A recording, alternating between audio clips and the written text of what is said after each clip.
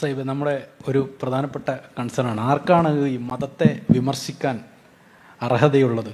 വലിയ ചോദ്യമാണ്, പുതിയ കാലഘട്ടം നേരിടുന്ന ഒരു പ്രധാനപ്പെട്ട പ്രശ്നം കൂടിയാണ്. അതുകൊണ്ടാണ് ചോദിക്കുന്നത്.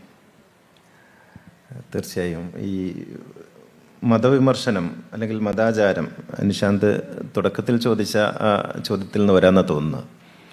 ഈ ആചാരങ്ങൾ, അംഗവസ്ത്രങ്ങൾ, പിന്നെ പാരമ്പര്യം, ഇതൊക്കെ വലിയ മൂല്യമായിട്ടാണ് കരുതപ്പെടുന്നത്. യഥാർത്ഥത്തിൽ ആചാരങ്ങൾ മൂല്യമാണോ?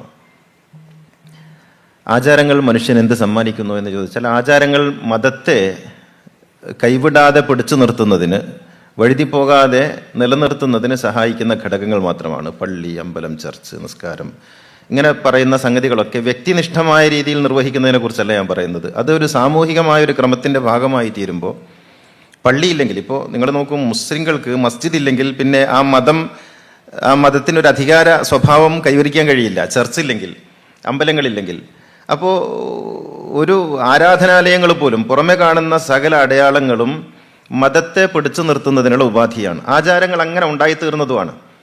യഥാർത്ഥത്തിൽ വേദങ്ങളോ പ്രവാചകന്മാരോ, ഇപ്പോൾ മുഹമ്മദ് നബിയുടെ തുടക്കം എങ്ങനെയാണെന്ന് ജ്ഞാനപരമാണ്. ഇഖ്റ ബിസ്മി റബ്ബിക്കല്ലദീ ഖലഖ്, വായിക്കുക, ജ്ഞാനപരമായിരുന്നു. പിന്നെ അത് ആചാരത്തിലേക്ക് വഴുതി വീഴുകയാണ്. പിന്നെ നേരത്തെ തിരുമേനി പറഞ്ഞതുപോലെ ഇസ്ലാമിലും ഒരു ഡൈവേർട്ട് ചെയ്ത, ഇസ്ലാമിനെ എൻ്റെ ഒരു ട്വിസ്റ്റ് നടന്ന ഒരു പോയിന്റ് നമുക്ക് കാണാൻ കഴിയുന്നത്, മുആവിയ എന്ന് പറയുന്ന അമവി ചക്രവർത്തി ഇസ്ലാമിൻ്റെ ഭരണം പ്രവാചകന്റെ മരണശേഷം 10-20 വർഷങ്ങൾക്ക് ശേഷം പിടിച്ചതോടുകൂടി ആ ജ്ഞാന പാരമ്പര്യം നഷ്ടപ്പെടുകയും പിന്നീട് ആചാരപരതയിലേക്ക് മാറുകയും ചെയ്തു. പിന്നീട് ആചാരമായി, പിന്നെ താടിയായി, ആ താടിയുടെ നീളമായി, പിന്നെ വസ്ത്രം, ഒരു യൂണിഫോമിറ്റി മൊത്തം എല്ലായിടത്തും കൊണ്ടുവന്നു. അങ്ങനെ മതത്തെ ഒരു ഏക സ്വഭാവത്തിലുള്ള, ഏകമുഖമായ ഒന്നാക്കി മാറ്റുക. നിങ്ങൾ എവിടെ കണ്ടാലും മുസ്ലിം ആണെന്ന് തിരിച്ചറിയപ്പെടണം.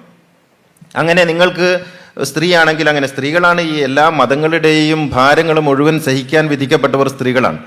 അപ്പോൾ സ്ത്രീകൾക്ക് അങ്ങനെയുള്ള സിന്ദൂരം അവർക്കാണ്, പിന്നെ പർദ്ദ അവർക്കാണ്. അങ്ങനെ പ്രത്യേകമായ വേഷവിധാനങ്ങളോടുകൂടി അങ്ങനെ മുന്നോട്ട് പോകണമെന്നുള്ളതാണ്. യഥാർത്ഥത്തിൽ ജ്ഞാനപരത നഷ്ടപ്പെടുകയും, ജ്ഞാനപരത തന്നെയാണ് ആധ്യാത്മികതയുടെ ആധാരമായിരിക്കുന്നത്.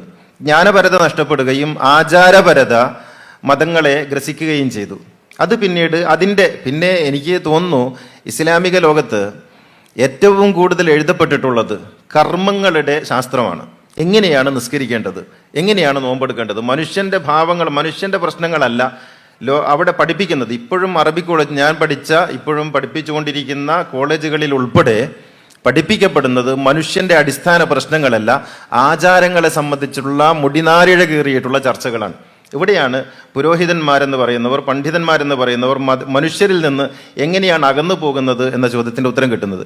നിശാന്ത് ചോദിച്ച രണ്ടാമത്തെ ചോദ്യം, ആരാണ് മതത്തെ വിമർശിക്കേണ്ടത് എന്നാണ്. മതത്തെ വിമർശിക്കേണ്ടത് മനുഷ്യനാണ്. കാരണം മതത്തിൻ്റെ സകല കെടുതികളും അനുഭവിക്കുന്നത് അവനാണ്.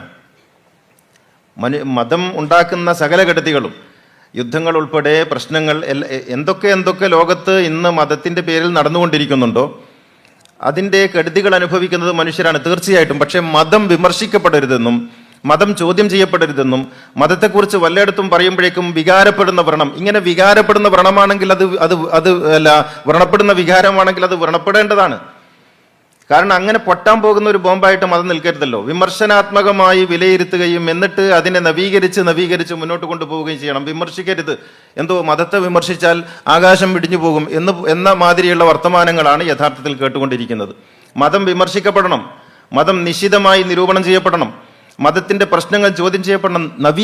നവീകരിച്ചാണ് ഇന്നത്തെ മതം ഇവിടെ എത്തിയിട്ടുള്ളത്. എന്തൊക്കെ പറഞ്ഞാലും ആ നവീകരണം ഇനിയും നടക്കണമെങ്കിൽ നിശ്ചിതമായ തരത്തിൽ ചോദ്യം ചെയ്യപ്പെടണം. ഇതൊരു വാക്ക് പറയുമ്പോഴേക്കും പൊട്ടിത്തെറിച്ച് ആളുകൾ ഇറങ്ങിത്തിരിച്ച് ബഹളം ഉണ്ടാക്കുന്ന ആ ഒരു അവസ്ഥാവിശേഷത്തിൽ നിന്ന്, ബാക്കിയുള്ളിടത്തൊക്കെ ജനാധിപത്യം വേണം, ഇങ്ങനെയാണ് പറയുന്നത്. ബാക്കിയുള്ളിടത്ത് എല്ലായിടത്തും ജനാധിപത്യം വേണം, രാഷ്ട്രീയത്തിൽ വേണം, മറ്റു കാര്യങ്ങളിലൊക്കെ.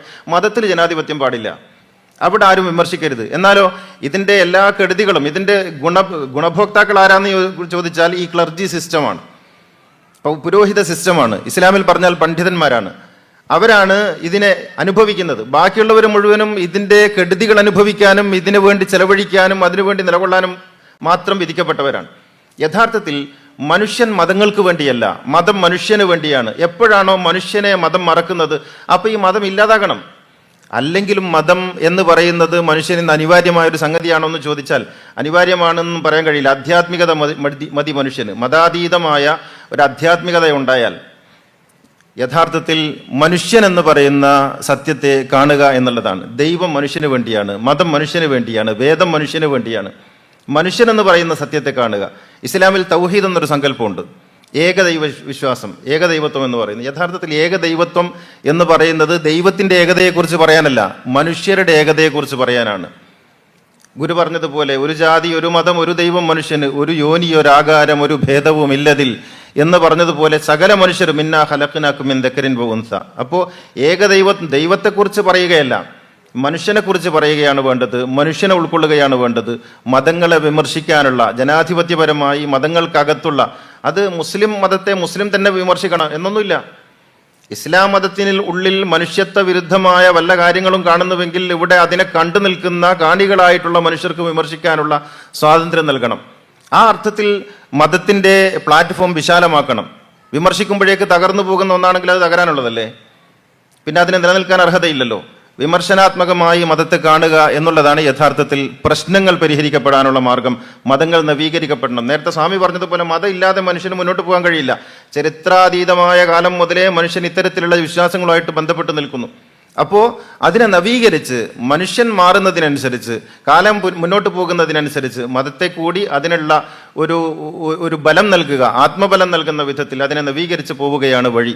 അല്ലാതെ 10-15 നൂറ്റാണ്ടുകൾക്ക് മുമ്പ് അല്ലെങ്കിൽ 2000 വർഷങ്ങൾക്ക് മുമ്പുള്ള ടൂളുമായിട്ട് പോവുകയല്ല. ടൂള് പരിഷ്കരിച്ചു കൊണ്ടേയിരിക്കണം. അപ്പോഴേ മനുഷ്യനനുസരിച്ച്, മനുഷ്യന്റെ വേഗതയ്ക്കനുസരിച്ച് മതങ്ങൾക്ക് മുന്നോട്ട് പോകാൻ കഴിയൂ. മനുഷ്യൻ മുന്നോട്ട് പോയിക്കൊണ്ടിരിക്കുന്നു, മതങ്ങൾ പിറകെ മുടന്തിക്കൊണ്ടിരിക്കുന്നു. ആ മുടന്തി പോകുന്ന മതങ്ങൾക്ക് പൊയ്ക്കാലുകളെങ്കിലും വെച്ചു കൊടുക്കാൻ നമുക്ക് സാധിക്കേണ്ടതുണ്ട്.